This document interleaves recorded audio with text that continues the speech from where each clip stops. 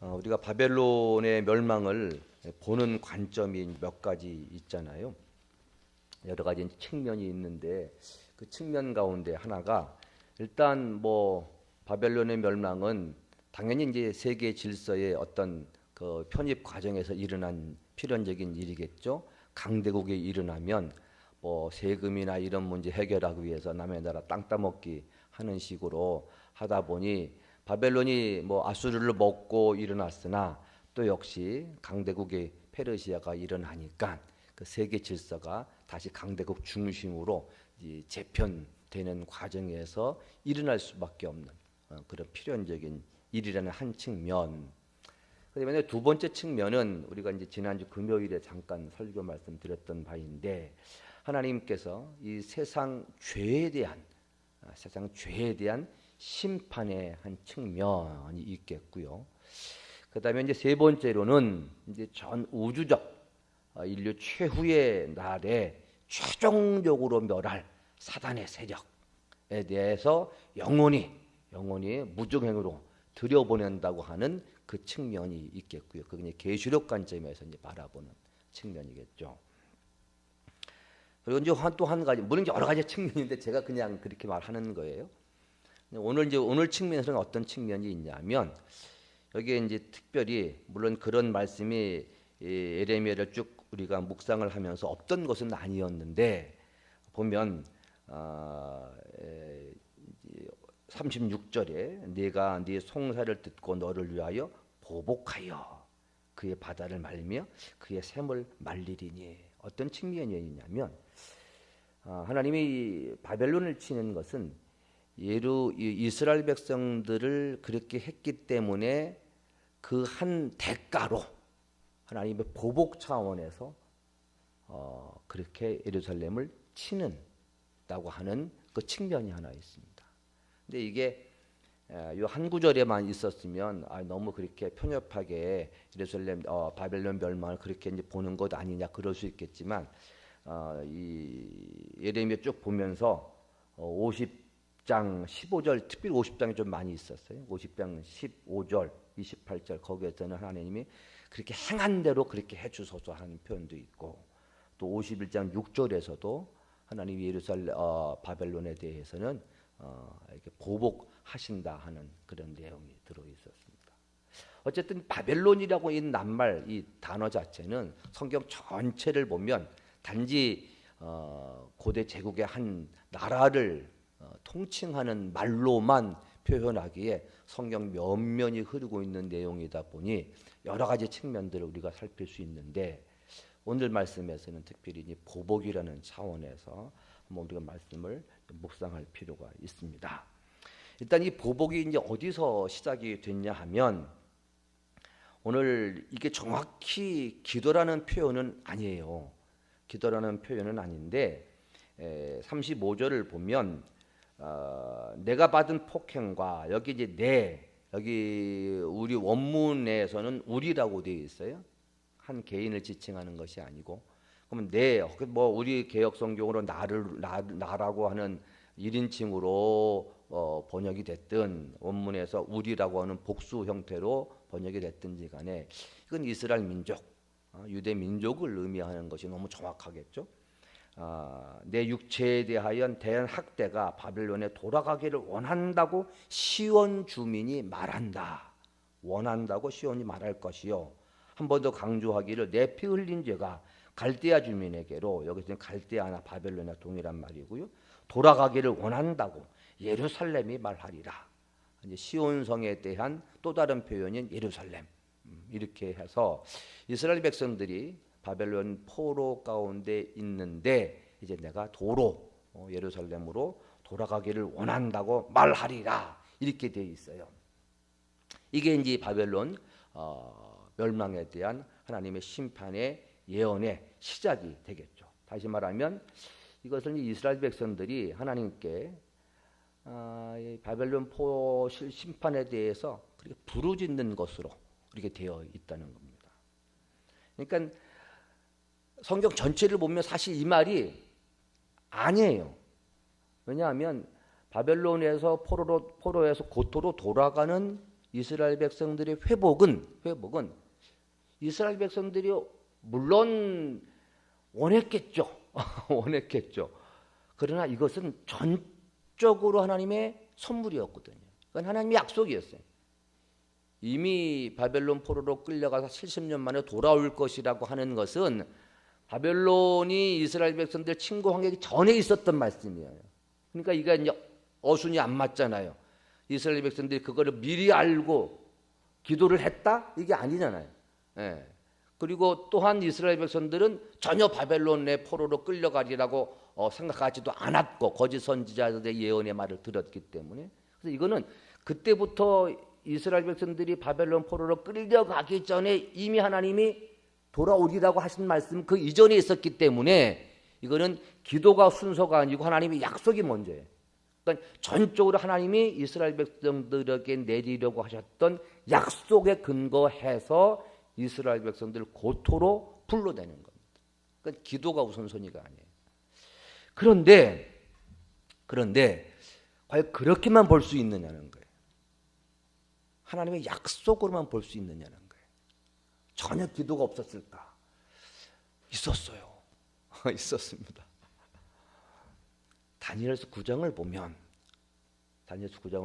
다니엘이 이제 예레미서를 이렇게 책을 옛날 고대 책을 묵상을 하다가 이 구절을 발견해요. 예레미야 21장에 하나님이 너희들에게 70년 만에 돌아오게 하겠다는 이 말씀을 묵상을 해서 묵상하는 즉시 그 자리에서 무릎을 꿇습니다. 다니엘이. 그리고 꽤 긴 시간 이게 성경으로 기록되었기에 뭐 성경 한 장 정도 분량으로 기도를 해요. 근데 이제 그렇게만 기도를 하지 않았을 거 아니에요. 꽤 굉장히 깊이 기도를 합니다. 근데 그 기도의 주로 내용이 뭐냐 하면 돌아오게 해달라는 기도도 있지만 회개를 많이 해요. 다니엘이 회개 쭉 해요. 회개를 하는데 물론 다니엘도 끌려간 사람 입장이었으니까 자기 죄, 내 죄를 고백하고 또 이스라엘 백성들의 죄를 대신 고백해요. 중보 기도를 해요. 그러니까 중보 기도할 때 교만한 자, 나는 죄를 안 졌는데 내 조상들이 죄를 지었으니 용서해 주십시오. 이게 아니고 다니엘이 먼저 자신의 죄를 하나님 앞에 고백을 해요. 그리고 자기 죄 때문에 그러했다. 사실은 이스라엘 백성들이 바벨론 포로로 끌려갈 때 뭐 99.9999 100% 말 그대로 100% 완벽히 하나님의 말씀을 거역만 했느냐? 그 중에 하나님이 남기신 사람도 있을 것 아니에요. 그게 이름으로 등장하지 아니하였고 그랬지만 거기에 소수의 사람, 지난번 우리가 다니엘을 구덩이에서 꺼내내준 내시도 있었고 하는 걸로 보아서 그게 한 사람으로 표현됐지만 수많은 사람들이 있었을 거란 말이에요. 그러나 어쨌든 그들이 바벨론 포로로 끌려갔을 때 다니엘도 포함했을 때 그러니까 역시 다니엘도 자신의 죄라고 하는 사실. 분명히 다니엘은 끌려가면서도 그의 믿음을 보면 결코 예레미야처럼 하나님께서 이 땅을 심판하실 때에 심판하시려는 사실을 믿었을 거라는 거죠. 소년이었겠지만 믿었을 거라는 거죠. 어쨌든 본인이 믿었든 안 믿었든지 간에 다니엘은 그것을 자신의 죄라고 고백을 해요. 우리가 멸망당한 이유가 내 죄 때문입니다. 고백을 합니다. 그리고 또 수많이 믿지 아니하였던 자신의 동포 민족을 위해서 죄를 위해서 간절히 기도를 해요. 쭉 기도를 하고 나는데 하나님이 응답을 하세요. 응답을 하세요. 그러면 나 그렇게 내 약속으로 너희를 구원해 주는 거지. 그러니까 너 기도할 필요도 없고 내가 너 기도에 응답할 필요도 없어. 이럴 수도 있잖아요. 바벨론의 포로에서 돌아오는 것은 전적으로 하나님의 약속이라고 하는 측면만 보면 그럴 수 있잖아요. 그런데 하나님께서 응답을 해주세요. 기도를 들었다고. 그리고 이어서 10장에서 또 이제 세일의 기도가 또 이제 다니엘 기도가 또 나오고 또 다른 전환 장면이 전환되는데 다니엘이 기도를 했습니다. 바벨론에서 포로로 돌아오기를 위해서. 그래서 우리가 이런 사실을 보면 하나님이 비록 약속하시어서 이것은 당연히 이루어지는 일로 볼 수 있어요. 당연히 이루어지는 볼 수 있어요. 부모 자식 간에도 부모님이 자식에게 내가 너 뭐 해주겠다라고 이제 약속을 하면 아들은 그런 줄 알고 그 문제를 가지고 아버지께 뭐 간혹 이럴 수도 있겠죠. 아빠 약속 안 잊었죠? 뭐 이럴 수도 있겠죠. 그런데 달라고 막 아버지가 안 줄 것처럼 있는 아버지에게 이러면 안 되겠다 싶어서 달라고 말하지는 않을 거예요. 간혹 체크하는 차원에서 아빠 잊지 않았겠죠? 뭐 이렇게 하려는 수는 있지만 굳이 그것을 생전 처음 해보는 것처럼 달라고 하지는 않겠죠. 근데 하나님께서도 하나님이 약속하신 바니 그러니까 누구 기도를 하지 않아도 70년 후에 돌아올 거에 대해서는 하나님이 다 준비하고 계셨고 그때가 되면 이스라엘 백성도 돌려주실 거예요. 그런데 다니엘이 그 문제 가지고 기도를 했고 하나님이 응답을 해주셨다는 사실은 이게 뭔가? 에스겔서 마지막 장을 보면 내가 그리 해주겠다고 하더라도 너희들이 기도해야 한다. 이런 표현이 있어요. 하나님의 약속과 기도가 우리들이 해야 할 기도가 분명 한 목적인데도 다른 길을 걷는 것처럼 보여요. 그래서 우리가 기도가 이제 뭐 유명한 뭐 누구야 그것이 갑자기 생각나서 누군지는 모르겠는데 하나님은 기도의 레일이라고 하는 레일을 통해서 하나님 역사하신다는 그런 표현이 있어요. 레일이라고 하는 것은 기차는 힘도 세고 빠르기도 하고 전국 각지를 다 가요. 단 레일 위로만 가잖아요. 아무데나 갈 수가 없어요. 근데 하나님은 기도를 레일로 보시는 거예요. 내가 다 갈 수 있다. 기차의 힘 뭐 막을 수가 없어요. 슈퍼맨들 간신히 막더라고. 그거 보니까 간신히 이렇게 가지고 막을 정도로 힘이 강한. 근데 레일로 밖에는 안 가요. 하나님의 능력이 있으세요. 모든 것을 할 수 있는 그런 권능이 있으세요. 근데 하나는 성도들의 따라오는 레일 위에서만 역사를 하신다는 거예요. 이것이 결코 하나님의 전적 자유를 제한하는 표현은 아니라고 봐요. 우리 인간적인 차원에서 기도의 중요성을 이야기해 주려고 그런 표현이 나온 걸로 보는데 어쨌든 하나님의 역사가 그렇다는 거예요. 그러더라도 너희들이 기도해야 된다. 이 차원이 하나님이 약속한 것에 대하여 우리 하나님의 백성들이 그냥 날로 먹는 그것은 하나님이 안 보시는 것 같아요. 안 보시는 것 같아요. 꼭 기도를 통해서 역사하시도록 하시는 방식이 하나님의 역사를 이루시는 방식이 아닌가 싶습니다. 근데 이게 그렇게만 하면 뭐 제 생각일 수도 있는데 이게 또 한 측면이 있잖아요. 누가복음 18장으로 넘어가면 유명한 비유가 나오죠. 하나님을 무시하고 백성을 무시하는 한 불의한 재판관이 있는데 이런 비유가 나와요. 거기에 보면 그래요. 불의한 재판관은 아예 과부의 송사에 대해서 듣지 않기로 작정을 했어요. 하나님도 무시하고 백성도 무시하는 아주 나쁜 이 과부도 참 걸려도 재수없는 재판관한테 걸린 거예요. 통씨알머리 벗기지 않을 재판관한테 이 문제를 들고 갔는데 근데 이때 이 과부가 그 표현에서 자신의 원한이라고 되어 있지만 이게 원한 그러면 하나님이 개인의 원한을 다 들어주셔서 그래서 기독교인들은 처녀 귀신이 없나 보다 이게 아니고 원한이라는 우리 개혁성경의 번역이 잘못되었어요. 이게 참 이게 개인적인 무슨 뭐 원한이 미친 사람에 대해서 하나님이 다 들어줘 그게 아니라 right thing 옳은 일이에요. 그리고 다른 편 justice예요. justice 정의예요. 정의. 이게 잘못되어 있어요. 그러니까 하나님 정의를 하나님 이루어 주십시오 하는데 재판관이 듣지를 않아요. 귀뚱으로도 듣지 않아요.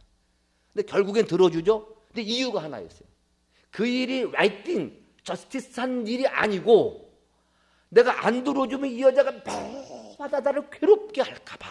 괴롭게 할까봐 들어준다는 표현이 되어 있어서 그 표현을 가지고 예수님이 결론을 내리시기를 하물며 불의한 재판관도 이 자기가 안 들어주는 귀찮게 할까봐 들어주는 판인데 의로우신 하나님이 의로운 일에 대하여 늘 기도하고 늘 간구하고 늘 부르짖으면 왜 안 들어주시겠느냐 이런 표현을 썼어요.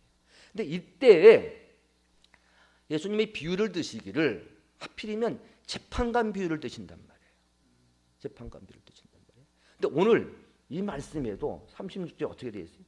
그러므로 여호와께서 이와 같이 말씀하시되 보라 내가 네 송사를 듣고 이 송사예요. 송사예요. 마치 이스라엘 백성들이 하나님의 법정에서 하나님 일을 너무도 억울합니다. 이 일이 비록 하나님 우리를 심판하시기 위하여 하나님이 멸망의 도구로 징계의 도구로 바벨론을 들어치신 것은 당연한 것이었지만 그들은 죄를 안 졌습니까? 내가 지었다는 이유로 내가 죄를 지었다는 이유로 또 다른 죄인을 들어서 나를 치는 것이 옳습니까? 그들은 그러면 늘 의롭다고 살아야 되는 것이 하나님 정의에 맞습니까? 이건 하나님 재판할 일입니다. 마치 송사를 듣고 이스라엘 백성인데 뭐 잘났다고 그거를 송사로 하나님께 건의를 했다는 표현을 지금 쓰고 있단 말이에요. 물론 이 아까도 말씀드렸듯이 오늘 함께 읽은 이 본문은 이스라엘 백성들 중에 그렇게 누가 이렇게 송사를 했는지는 모르겠어요. 그러나 아까 한 케이스, 다니엘 케이스를 들었단 말이에요. 그래서 이거는 하나님의 송사로 보신 거예요. 송사로 보셔서 이스라엘 백성들이 어쨌든 70년간에 있으면서 그들의 경건한 히브리 유대인들은 그 70년간의 포로 속에서 시편에도 137편에도 나오듯이 그발강가에서 한탄하며 자신의 문제에 대해서 굉장히 한탄해하고 자신의 억울한 자신의 죄에 대해서 그렇게 하는 모습들이 나오는 걸로 보아 이름이 있지 아니하는 다니엘만 이름이 거론되었을 뿐 그래도 그 가운데 경건한 유대인들이 이 문제에 대해서 하나님께 직고하지 않았는가 그런 가능성은 충분히 있는 걸로 보아 그때 그들이 꼭 이 문제를 가지고 송사를 하듯 하나님께 그렇게 올려드린 것이 아닌가. 그러면 하나님은 이 문제에 대해서 어떻게 보셨던 거예요? 정의의 측면에서 보시는 거예요. 그래서 바벨론을 치십니다. 바벨론을 치십니다. 그래서 이거는 오늘날 우리에게 일어나는 많은 기도의 문제에 굉장히 중요한 클루, 실마리를 던져주는 거예요. 우리가 늘상 하는 이 기도에 또 다른 어떤 측면이 있지 않는가. 물론 내가 당한 일로 인하여서 하나님께 기도하는 문제도 있겠지만 그러나 꼭 내가 당했지 않았다고 해서 꼭 이 문제가 내가 어떤 사람에 의해서 핵부재를 당해서 억울한 일로 벌어진 일이 아니라 할지라도 그 여러 가지 사회의 구조나 여러 가지 일도 인해서 소위 이제 억울한 측면이 없지 않아 있는 일들이 많이 있죠. 장사를 하다가 지금도 코로나도 마찬가지 아니겠어요. 자영업자들이나 모두 힘들어하시는 분들이 아니 이게 내가 잘못해서 벌어진 일이냐고요. 코로나 문제가 병도 내가 이게 병 걸리고 싶어서 걸은 건 나도 내 나름대로 얼마나 많이 건강을 해서 신경을 썼고 애를 썼는가 이럴 수도 있고 아니 내가 운전하다 내가 일부러 사고를 냈냐고 남이 들이받는 걸 하나님은 너무도 억울합니다. 내가 왜 남이 술 취한 놈에 의해서 이렇게 내가 사고를 당해서 병원에 이렇게 누워야 됩니까? 이런 일이 많잖아요. 이런 문제를 가지고 하나님께 물론 이게 너무 거창한 일을 자기 개인의 문제를 이렇게 환원해서 기도한다는 게 좀 그럴 수는 있지만 그러나 우리의 기도의 여러 가지 측면을 보면 이런 좀 다양한 측면들이 있기에 우리 이렇게 기도할 수 있다는 얘기를 말씀을 드리는 거예요. 그랬을 때 하나님 나는 오늘 내가 신호 잘 지키고 또 교통법규 잘 지키고 뒤에서 아무리 빵빵거려도 교통법규가 있으니 나는 꿈쩍하지 않았습니다. 그리고 가고 사람이 보면 다 멈췄고 일단 멈추면 다 멈췄고 규정속도 다 지켰고 그런데 내가 오늘 밤에 술 취한 사람이 이렇게 사고를 당했습니다. 너무도 억울합니다. 하나님 제 병을 속히 낫게 해주세요. 이게 기도하는 게 그렇게 잘못됐습니까? 억울하다고 하는 거예요. 그래서 우리가 대부분 송사에 걸릴 만한 내용들이 참 많아요. 저도 제가 참 이 말을 못하지만 이게 한국에 돌아온 케이스도 이게 참 억울한 참 송사였고, 거짓말쟁이를 교회에서 소문이 났으니 내가 사람이니까 어떤 사람에게 정말 해코지를 당했거든. 아직도 잊지를 못하고 막 속이 막 들끓어올라요. 이런 일들이 참 많이 있어요. 많이 있어요. 우리 삶 속에. 그런데 이런 일들에 대해서 하나님께, 하나님, 이것은 내 단지 개인적인 원한이 아닙니다. 그러나 이가 옳지 않은 일이 나한테 일어났습니다. 하나님, 들어주셔야 합니다. 들어주셔야 합니다.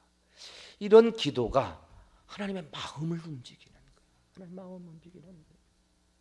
비록 하나님이 내 자식에 대해서 회복하리라는 약속도 다 하실 것이고, 하나님의 자녀가 그렇게 억울한 일로 혹은 당하지도 않을 일로 인해서 당했던 어떤 어려움에 대해서 그냥 두고 보시는 그런 아버지는 아니시란 말이에요. 심지어 그 자녀가 기도할 힘마저도 잃어서 멍하니 멍 때리면서 침상에 혹은 억울한 일 앞에서 털썩 주저앉아 눈물로 하루를 보낼 수밖에 없는 그 형편을 하나님이 기도하지 않아도 야, 내가 너 기도할 때까지 기다릴 거야, 이런 하나님이 아니시라는 걸 알고 있습니다. 그럼에도 불구하고 한편으로는 또 열심히 기도하는데도 기도를 안 들어주신다고 하는 오랜 기도의 제목에 대해서도 하나님, 내가 언제까지 기도해야 됩니까는 마치 한탄조로 기도하는 것에 대해서도 우리가 분명코 하나님은 기도를 들어주신다, 이 확신이 드는 거예요. 이런 관계를 모두 살필 때. 그래서 오늘도 우리가 마치 이렇게 뭐 끝도 밑도 모르는 기도 제목을 가지고 이렇게 기도하는 것 같지만, 그러나 하나님은 우리의 기도에 굉장히 귀를 기울이고 계신다는 사실을 우리가 먼저 믿으셔야 될 것이고, 그리고 하나님, 우리가 원하는 것 이상으로 하나님이 우리의 상황을 해서 우리를 구원해 주시려는 마음이 우리 하나님 마음 가운데 있다는 사실을 믿을 때, 여전히 기도를 하여도 듣지 않는 제목에 대해서 여전히 기도할 소망도 생기고 기도할 힘도 생긴다는 사실입니다. 오늘 여러분들 어떤 기도의 제목을 가지고 이 새벽에 주님 앞에 무릎을 꿇으실는지는 알지는 못하겠지만, 기도의 그런 확신을 가지시고 하나님 앞에 오늘도 소망 속에서 기도하시는 저와 우리들이 되셨으면 좋겠습니다. 기도하시겠습니다. 걸어가신 우리 아버지 하나님, 참으로 감사합니다. 이스라엘 백성들이 70년간의 포로 생활 속에서 드디어 해방될 날을 주님이 말씀하실 때 하나님께서 이스라엘 백성들이 행한 그대로 바벨론을 보복하는 차원에서 그들을 해방시키실 것이라고 다시 한번 그 약속을 상기시키시는 이 귀한 말씀을 함께 묵상을 했습니다. 하나님, 우리들이 주님 앞에 올려드리는 많은 기도가 있는데 때로는 우리의 믿음이 약하다 보니 이 기도의 문제가 해결되지 않는 것을 보면서 하나님, 언제까지입니까? 혹 하나님, 듣지 않으시는 것 아니십니까? 하는 의심이 들 때도 있음을 주님 앞에 고백합니다. 우리의 믿음이 없음을 용서하시고 우리의 믿음이 없음을 불쌍히 여기시어 하나님, 우리가 영 이 기도의 제목이 이루어지지 않는 것처럼 느껴져 때로는 포기하고 싶은 마음이 들지 않도록 하나님, 더디더디하지 마시옵시고 하나님, 우리의 기도에 응답하여 주시옵소서. 코로나 벌써 2년째 접어들고 있습니다. 언제 이것이 끝날지, 우리 마음 가운데 절망이 찾아올 때 있음을 주님이 아시지 않습니까? 하나님, 삭히 이 상황에서 벗어날 수 있도록 우리에게 구원을 베풀어 주시옵소서.